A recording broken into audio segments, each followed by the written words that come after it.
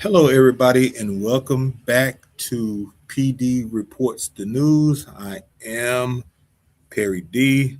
And I just want to say thank you to all people that have subscribed to my YouTube channel. I am very grateful for that.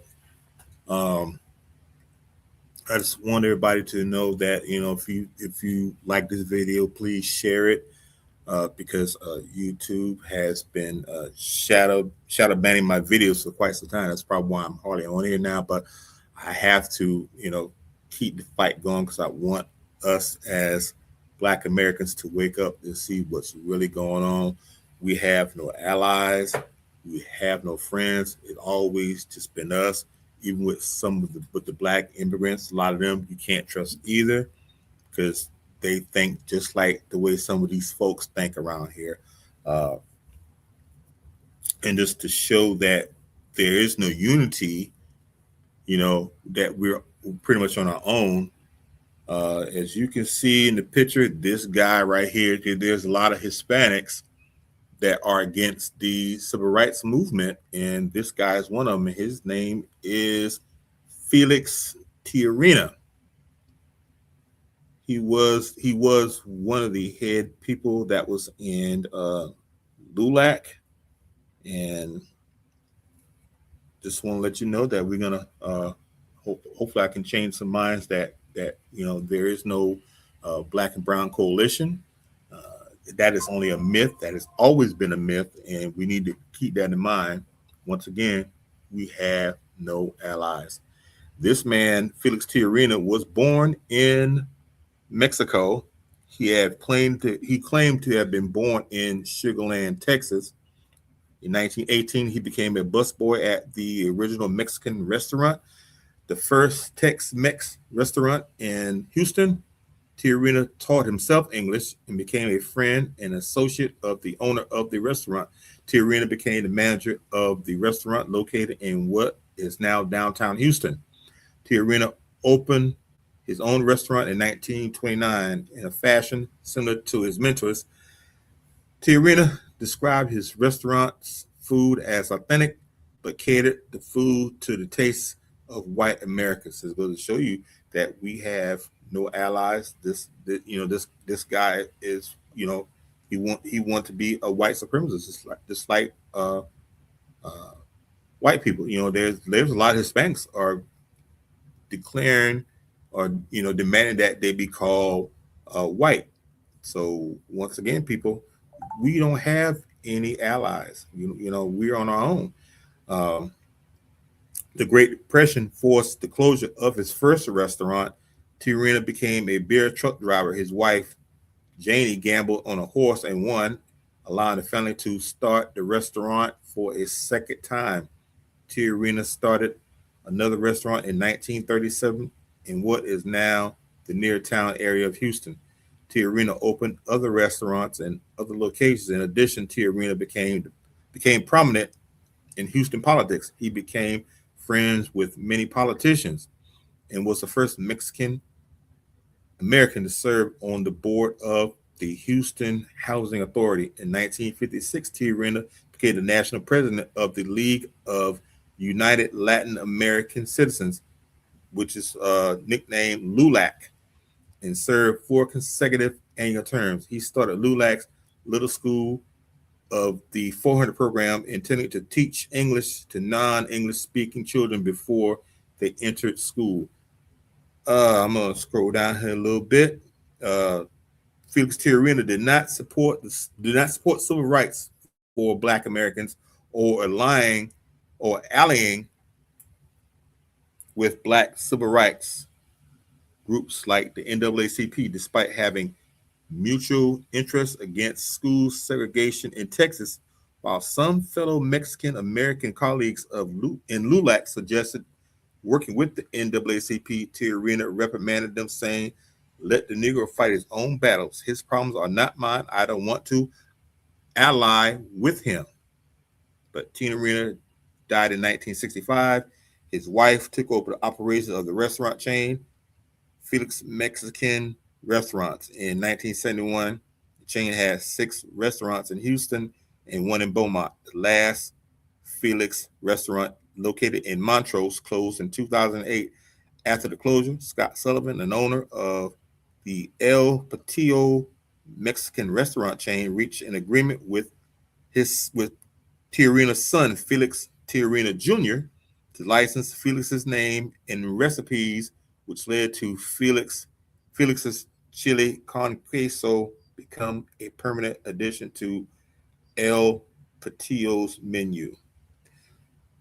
Walsh compared Felix's food to scratchy recordings of the Delta blues, as it was in an illustration of the history of an evolving cuisine. See, this goes to show you that there is no such thing as black and brown coalition black people. We need to wake up from that. Where were these people, during slavery, from the Civil War down to the Civil Rights Movement, down to fighting police brutality? Where were these people? These people were nowhere around, and we got to stop this. We can't be everybody's friend, because not everybody wants to be our friend, and we have no allies once again. These people were nowhere around when we was fighting all these things. Where were they? They talk down on us, say that we're lazy, we're this, we're that. We want to be on welfare. We need to pull our own selves up by the bootstraps, and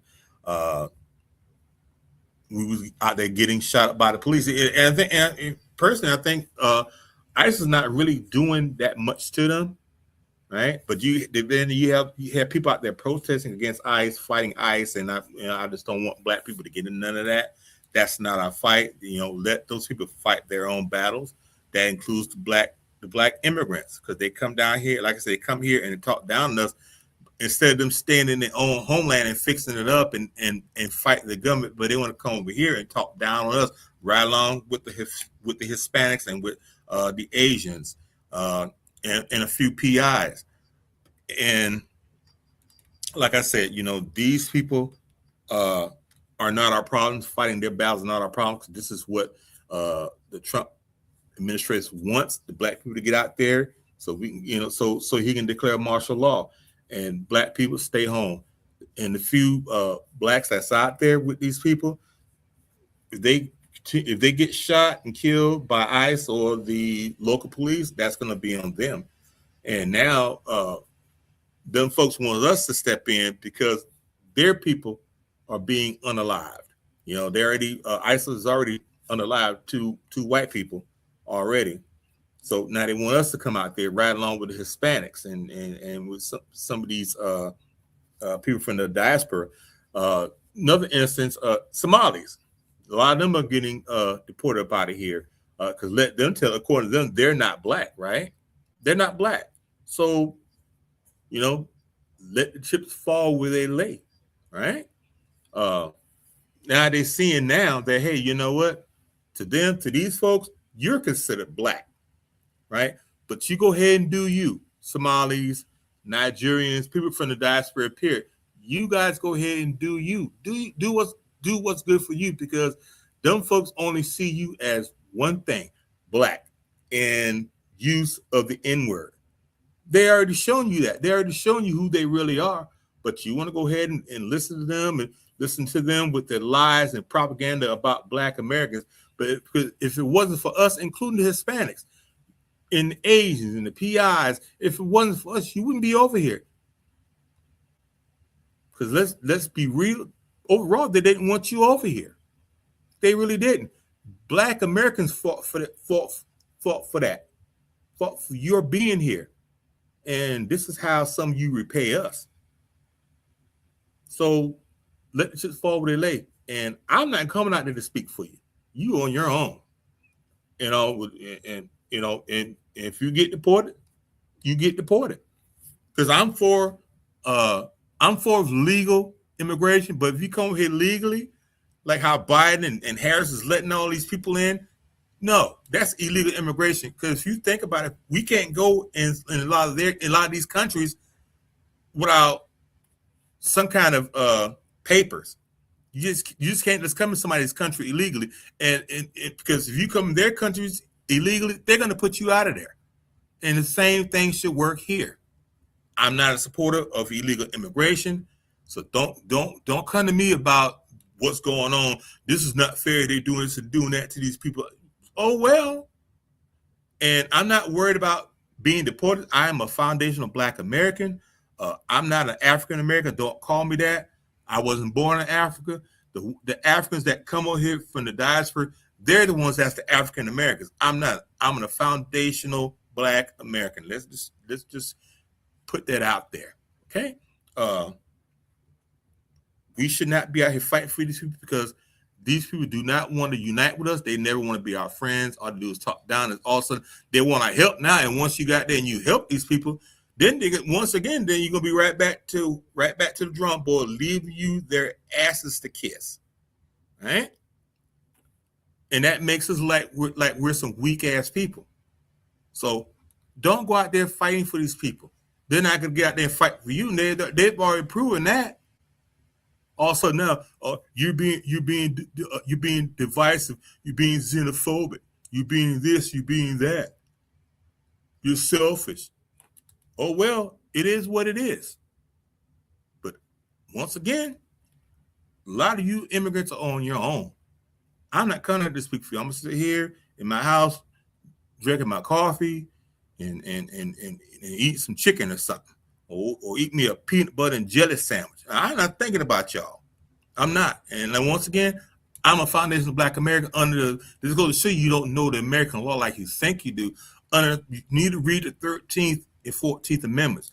We can't be put out of here. We can't get deported. Deport me to where? Deport me to where? A lot of you need to stay in your homelands and fight your government. But you come over here with all this arrogance, talking crazy and talking down on us Black Americans. Once again, if it wasn't for us, you wouldn't be over here. Them folks did not want you here. So you just keep that in mind. Black people, we need to start thinking about us. Black Americans, foundational Black Americans, we need to start thinking about us. We need to do what's best for us, not for these other groups, because they're not thinking about us. They really aren't. And they don't care. So with that being said, I hope everybody have a good evening or good morning, wherever you see this video or what time you see this video. And until the next time, also don't forget to share this video if you like it, because YouTube, they've been shadow banning my videos for quite some time. And that's part of one of the reasons why I haven't been on here, but I have to keep fighting. Hopefully my subscribers take this video and share it so my stuff can go up a little bit. Okay? And until the next time, peace and love, family.